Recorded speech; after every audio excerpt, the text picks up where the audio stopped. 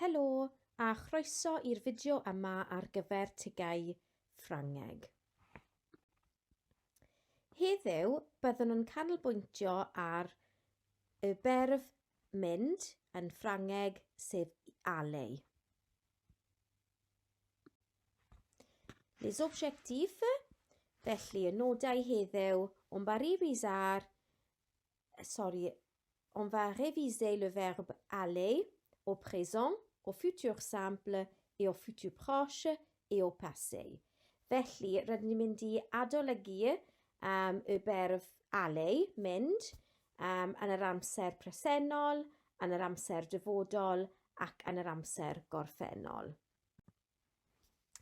Felly, mae'r berf mynd yn Ffrangeg yn really defnyddiol am amrywiaeth o thema, fel byddwch chi'n gweld yn ystod y cyfweliad,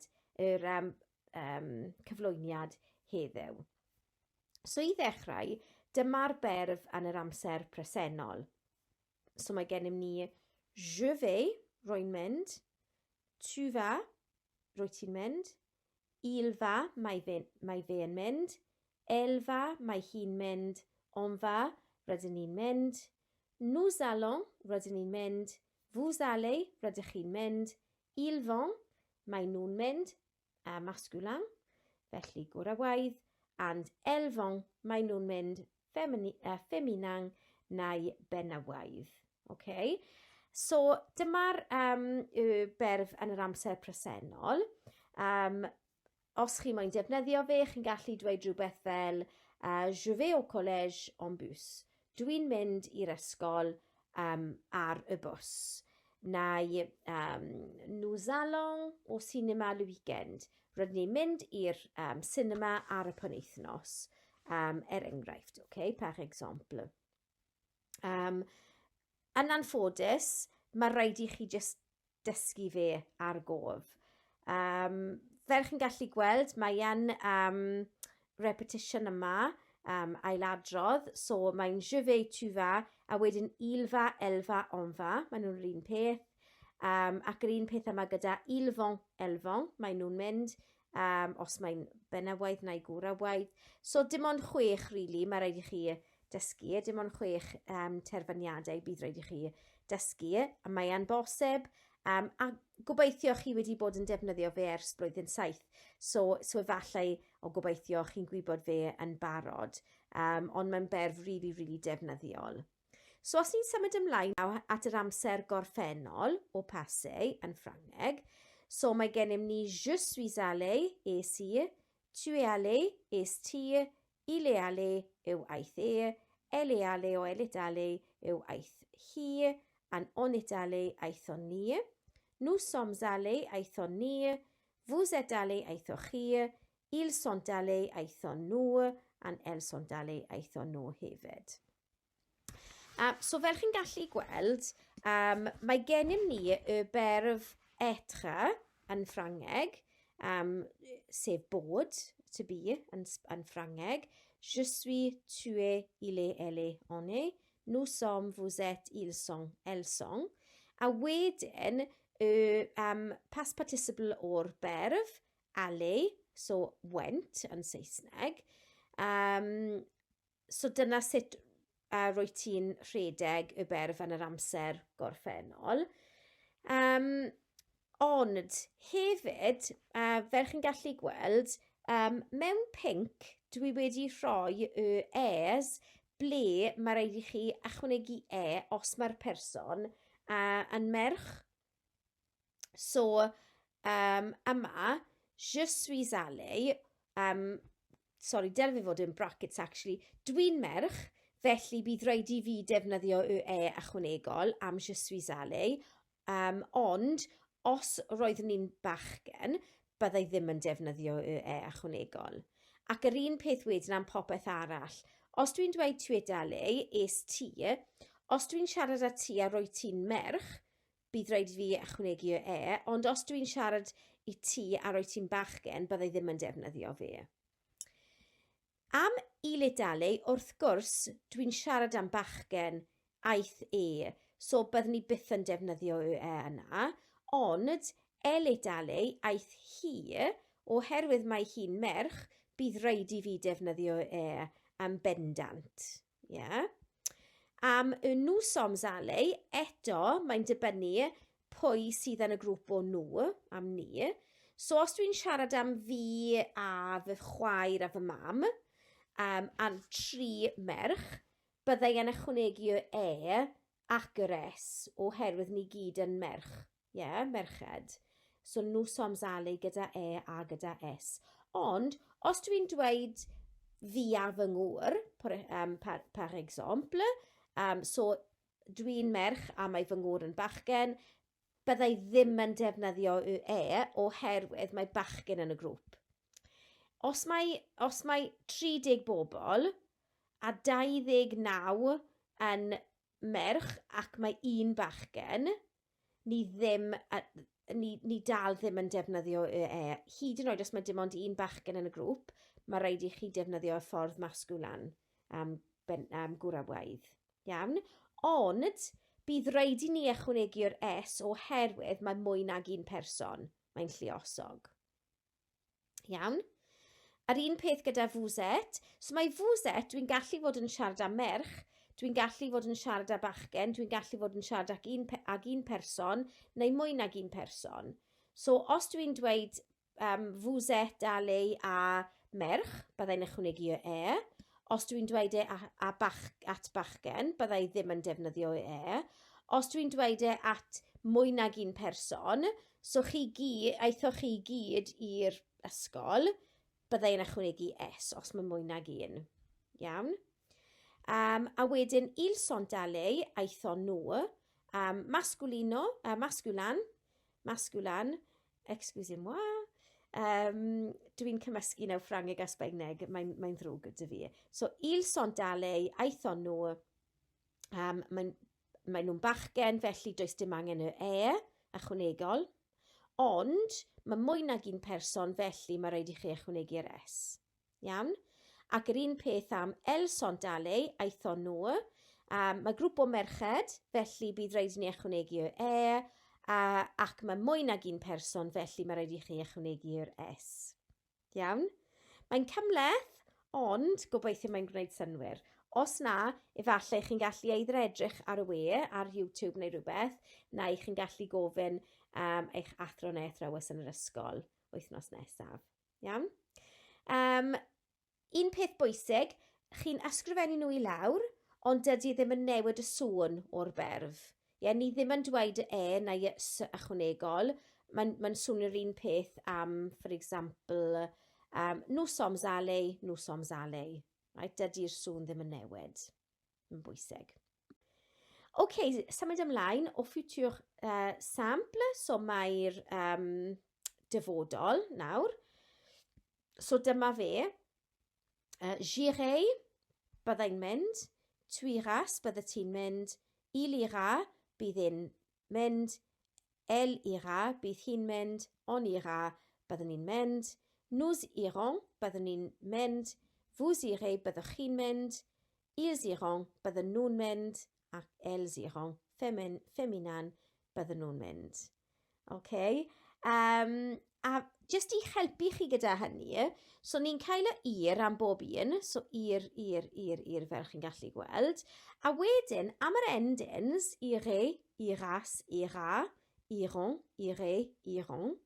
Dwi ddim yn siŵr os chi'n gallu gweld o pa berf mae'n dod, ond mae'n dod o'r berf afwach. Maen nhw'n rili tebyg i'r terfyniadau o'r berf afwach. So fel chi'n gallu dweud a, on, on. So efallai mae hynny yn gallu helpu chi cofio yr endings yn yr amser dyfodol. Iawn? Enghreifftiau, par exemple, j'irai en France cet été, byddai'n mynd i'r Ffrainc yn yr haf. Nous irons au cinéma, byddwn ni'n mynd i'r cinema. Iawn? Yn yr amser dyfodol. Ond, os mae hynny yn anodd i chi, mae'n ffordd syml i defnyddio yr amser dyfodol. So dyma fe o futur proche. So mae'r amser dyfodol agos. So dyma fe. So je vais aller, tu vas aller, il va aller, elle va aller, on va aller, nous allons aller, vous allez aller, ils vont aller, elles vont aller. Nawr, fel chi'n gallu gweld, mae'n y berf mynd yn yr amser presennol. So, je vais, tu vas, il va, elle va, nous allons, vous allez, ils vont, elles vont. Gyda'r infinitif o'r berf. So, just y berf enw. Iawn, aller. So, je vais aller, dwi'n mynd i fynd. Mae ddrwg gen i. Dwi ddim yn gallu mynd yn ôl nawr, sori. Ond, os chi'n gallu mynd yn ôl at y sgrin, byddwch chi'n gweld bod ni'n just defnyddio y berf aller, so mynd, je vais, tu vas, il va, etc. gyda rhagenw. A chi'n gallu defnyddio hynny am unrhyw berf, like je vais manger, dwi'n mynd i bwyta, je vais lire, dwi'n mynd i darllen, for example. So mae'n ffordd hawdd i defnyddio yr amser dyfodol. Okay? Really, really defnyddiol. Okay, so os ni'n edrych naw yn gyffredinol at y berf, gan defnyddio just fi, je yn Ffrangeg. So, yn yr amser presennol, mae gennym ni je vais, dwi'n mynd. Yn y gorffennol, je suis allé, es i. Cofiwch bod mae ychwanegol yn pinc dim ond os ti'n merch, iawn. A wedyn, yn y dyfodol, je vais aller, dwi'n mynd i fynd. Neu, j'irai, byddai'n mynd. So mae'n bron yr un peth, just bod mae rhai disgyblion yn ffeindio je vais aller yn hawsach na j'irai. So mae lan i chi. So dyma'r amserau ni wedi gweld, ond hefyd chi'n gallu defnyddio yr amherffaith fel j'allais, roeddwn ni'n mynd, neu chi'n gallu defnyddio yr amodol, j'irai, byddwn ni'n mynd, I would go. Os chi'n disgrifio rhywbeth fel delfrydol, so gwyliau delfrydol neu ysgol delfrydol, etc. Okay? Chi'n gallu defnyddio j'irai. So dyma fe mewn amrywiaeth o amserau. Rhywbeth arall i ystyried yw y prepositions sy'n mynd ar ôl y berf aller. So mae llawer, fel chi'n gallu gweld, mae'n dibynnu am beth chi'n siarad. So, os dwi'n just defnyddio je vais, ond mae'n yr un peth am bob amser, okay? So, je vais o cinema, dwi'n mynd i'r cinema, oherwydd mae cinema yn masculin. Mae'n tebyg gyda je vais au parc, je vais au bureau, swyddfa, je vais au musée, etc. Oherwydd maen nhw i gyd yn masculin gwrywaidd. Féminin, so benywaidd, je vais à la plage, i'r traeth, je vais à la pharmacie, à la boulangerie, o je vais à la montagne i'r mynyddoedd. Iawn. A wedyn, os mae'r gair yn dechrau gyda llyfariad, fel a, e, i, o, w, mae'n a, l'apostrophe.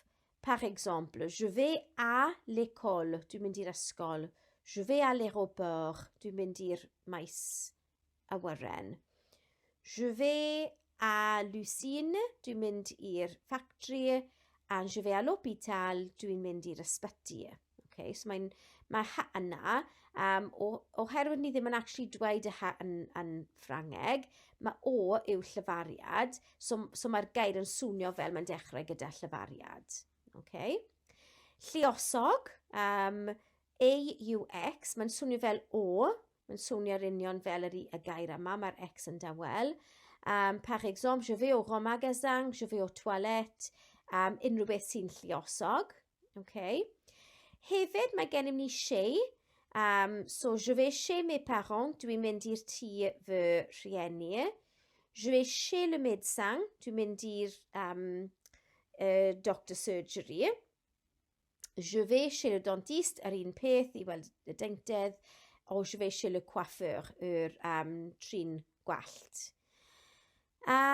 Wedyn ar ei ben ei hun am dref neu pentref. So j'irai à Paris, à Rio de Janeiro, à New York, à Berlin, etc. Je vais à Cardiff, je vais à Londres, yw Llundain. So towns neu cities, neu villages. O eto, so mae tri yma o am gwledydd. Okay? So os mae'r gwlad yn ffeminan, so benywaidd. So je vais en France, je vais en Angleterre, Lloegr, je vais en Chine, je vais en Argentine. So maen nhw I gyd yn ffeminan, benywaidd. Je vais au Brésil, au Portugal, au Japon, au Canada, os maen nhw yn masculan. Au Pays de Galles yw Cymru.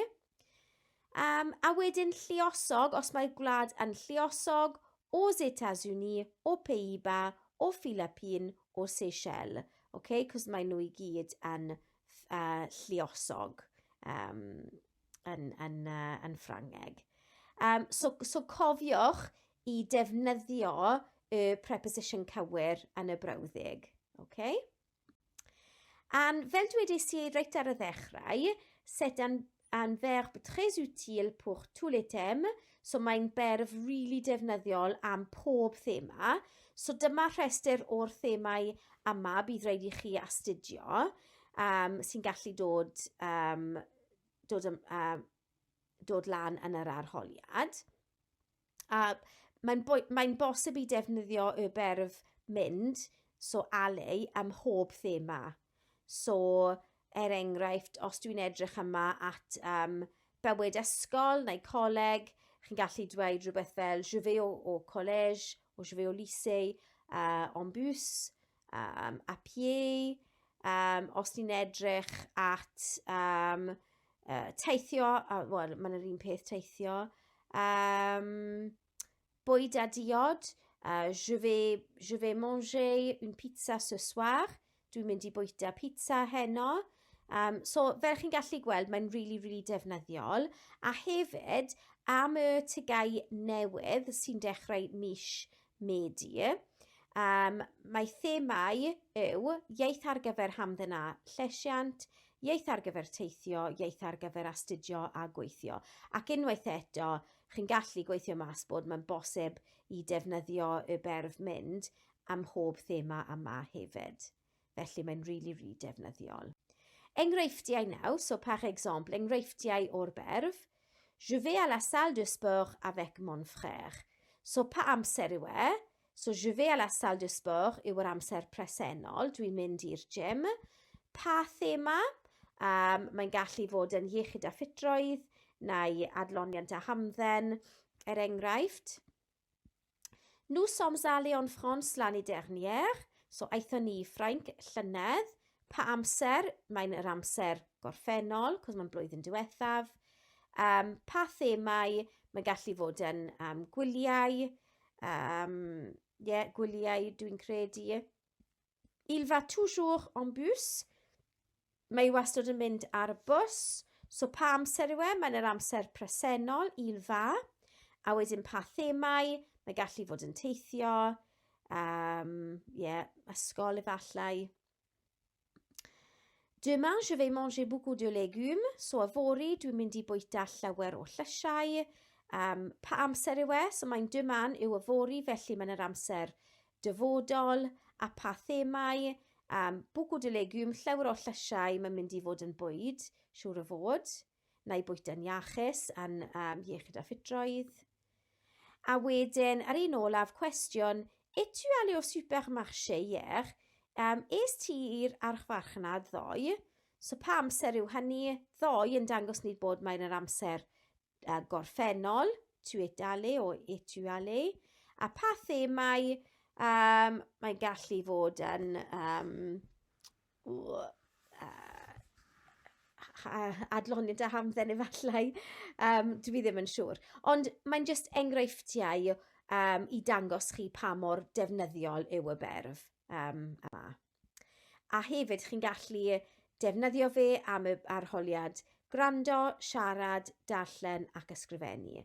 Écoutez, parler, lire et écrire.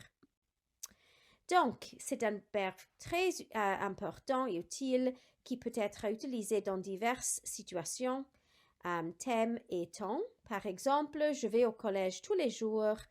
Nous sommes allés au cinéma hier. Il va être célèbre dans le futur. So, dwi ddim yn gorfod ailadrodd nawr, ond gobeithio chi'n deall pa mor defnyddiol a bwysig yw e. Felly, des conseils, cyngor. Vous devez l'apprendre, le pratiquer, l'utiliser régulièrement. So dyle ti dysgu fe, ymarfer fe a defnyddio fe yn aml. Mwyn bod yn mwy hyderus i defnyddio fe yn gywir yn yr arholiad. So cwestiwn, qu'attendez-vous? Am beth wyt ti'n aros? What are you waiting for? Felly dyna fe am heddiw. Diolch yn fawr am gwrando. Gobeithio mae fe wedi bod yn defnyddiol. So au revoir et bonne chance.